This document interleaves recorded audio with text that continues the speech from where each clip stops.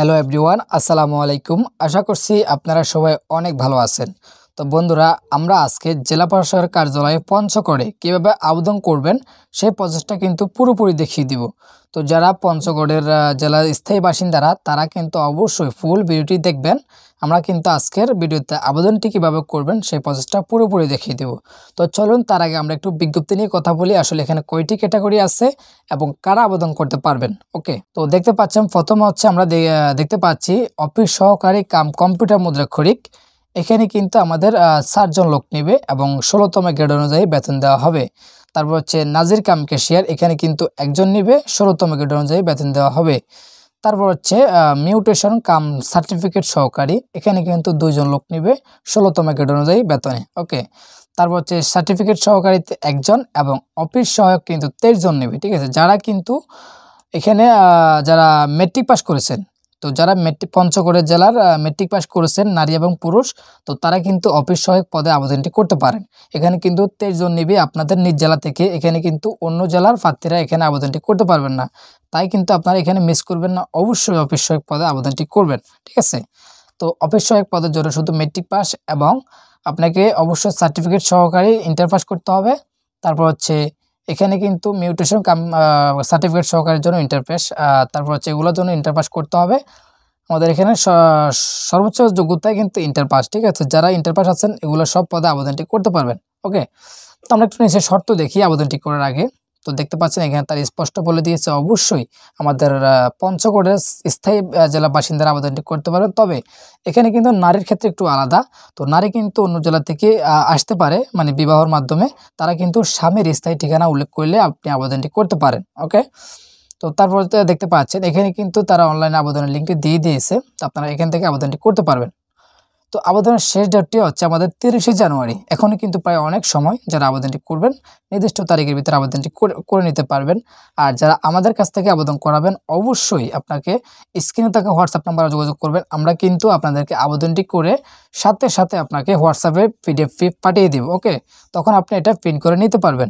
আর যারা নিজেরা আবেদন করবেন কিন্তু টেলিটক সিম না থাকার কারণে আপনি পেমেন্ট করতে পারতেছেন না, তাও কিন্তু আমাদের সাথে যোগাযোগ করবেন, আমরা কিন্তু পেমেন্টটি করে দেব। তো চলুন কথা না বাড়িয়ে আমরা কিভাবে আবেদন করা যায় সেই প্রসেসটা দেখে নিই। তো দেখতে পাচ্ছেন আমাদের মাঝে কিন্তু এমন একটি ইন্টারফেস চলে আসবে। তো এটা কিন্তু আমাদের আবেদন ফর্ম। তো এটা যদি আমরা সঠিকভাবে পূরণ করি তাহলে কিন্তু আমাদের অ্যাডমিট কার্ডটা আসবে, অন্যথায় কিন্তু আমাদের অ্যাডমিট কার্ডটা আসবে না। ঠিক আছে, তো আমাদের অবশ্যই লক্ষ্য রাখতে হবে আমরা যাতে কোনো তথ্য ভুল না দিই, কেমন? তো আমরা সঠিকভাবে কিন্তু আমাদের ফর্মটি পড়িয়ে নিই।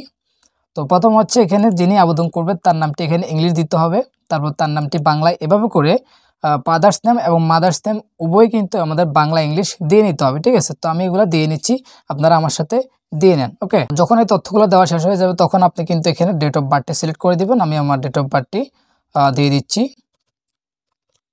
তো তারপরে কিন্তু এখানে ন্যাশনালিটি অলরেডি বাংলাদেশ সিলেক্ট করা থাকবে। তারপর হচ্ছে আপনি আপনার ধর্মটা সিলেক্ট করে দিবেন। আমি আমার ধর্মটা সিলেক্ট করে দিচ্ছি। তারপর এখানে পুরুষটাকে মহিলা সেটা সিলেক্ট করবেন। তারপর হচ্ছে ন্যাশনাল আইডি, যদি আপনার ন্যাশনাল আইডি মানে হচ্ছে আইডি কার্ড থাকে ইয়েস দিবেন, অন্যথায় নো দিয়ে দেবেন। ঠিক আছে, যেহেতু আমাদের আছে আমরা ইয়েস দিয়ে আইডি কার্ডের নাম্বারটি লিখে দিচ্ছি, কেমন? তো তারপর হচ্ছে এখানে কিন্তু জন্ম নিবন্ধন, আপনার কি জন্ম নিবন্ধন আছে কিনা, থাকলে ইয়েস দিবেন, অন্যথায় নো দিয়ে দেবেন। তো আমরা নো দিয়ে দিচ্ছি। তারপর হচ্ছে পাসপোর্ট আইডি আছে কিনা, মানে পাসপোর্ট থাকলে ইয়েস, অন্যথায় নো। তার ম্যারিটাল স্ট্যাটাস সিঙ্গেল দিয়ে দিবেন। আর এখানে হচ্ছে মোবাইল নাম্বার, অবশ্যই এখানে কিন্তু আপনি একটি সচল মোবাইল নাম্বার দিতে হবে।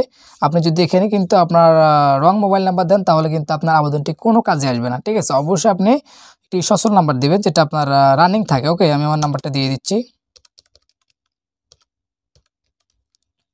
তো এটা পুনরায় দিয়ে কিন্তু কনফার্ম করে দিতে হবে। ওকে, তো তারপর হচ্ছে এখানে কিন্তু একটি ইমেল দিতে হবে। তো অবশ্যই আমি আমার ইমেলটি দিয়ে নিচ্ছি। তো তারপর হচ্ছে যদি আপনার কোটা থাকে অবশ্যই কোটা দিয়ে দিবেন, অন্যথায় নো কোটা দিয়ে দিবেন। ঠিক আছে, তারপর হচ্ছে ডিপার্টমেন্টাল স্ট্যাটাস, তো আপনি কি বিভাগীয় প্রার্থী কিনা, যদি হন তাহলে এখানে দিবেন, অন্যথায় নন দিয়ে দেবেন। ঠিক আছে, তো এবার হচ্ছে আমাদের যে কাজটি করতে হবে এখানে প্রেজেন্ট অ্যাড্রেস এবং পার্মানেন্ট অ্যাড্রেস, তো এটা কিন্তু আমাদের সঠিকভাবে পড়াতে হবে। তো কেয়ার অফ, এখানে কিন্তু আপনার ফ্যামিলির কর্তার নাম দিয়ে দিবেন অথবা আপনার পিতার নামটা দিয়ে দিতে পারেন, আমি আমারটা দিয়ে নিচ্ছি। আর এখানে হচ্ছে আমাদের অবশ্যই একটি গ্রামের নাম দিতে হবে, আমি আমার গ্রামের নামটি দিয়ে নিচ্ছি। ঠিক আছে, এখানে বাড়ির নামও দিতে পারেন। তারপর হচ্ছে আপনার ডিস্ট্রিক্টটা সিলেক্ট করে দিবেন, আমি আমার ডিস্ট্রিক্ট সিলেক্ট করে দিচ্ছি।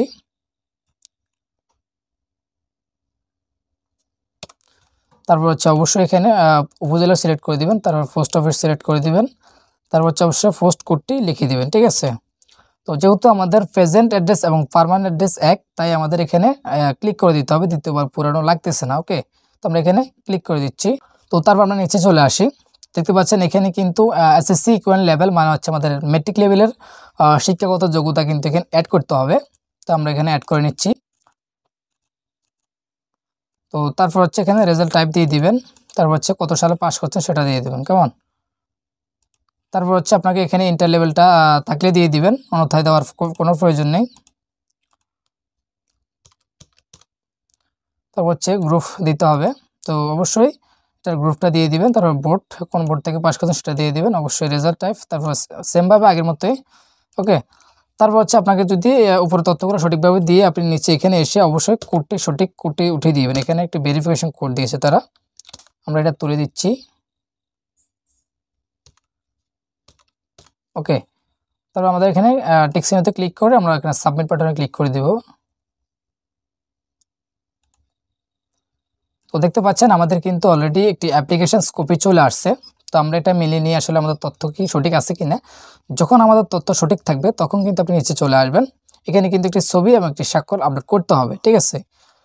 তো যারা নিজেরা আবেদন করতে পারেন না, অবশ্যই আমাদের স্ক্রিনে থাকা হোয়াটসঅ্যাপ নাম্বারে যোগাযোগ করবেন, আমরা কিন্তু আপনাদেরকে সাথে সাথে আবেদনটি করে পিডিএফ পাঠিয়ে দিব। ওকে, আর যারা নিজেরা আবেদন করছেন, আপনি টেলিটক সিমের কারণে পেমেন্ট করতে পারতেছেন না, অবশ্যই আমাদের সাথে যোগাযোগ করবেন, আমরা কিন্তু আপনাদেরকে অবশ্যই পেমেন্ট করে দিব। ওকে, তো আমাদের সাথে যোগাযোগ করার জন্য অবশ্যই স্ক্রিনে থাকা হোয়াটসঅ্যাপ নাম্বারে যোগাযোগ করতে পারেন, এবং আমাদের ডেসক্রিপশন বক্সে হোয়াটসঅ্যাপ গ্রুপ লিঙ্ক দেওয়া থাকবে, আপনারা সেখান থেকে জয়েন হয়ে কিন্তু আমাদের সাথে যোগাযোগ করতে পারেন।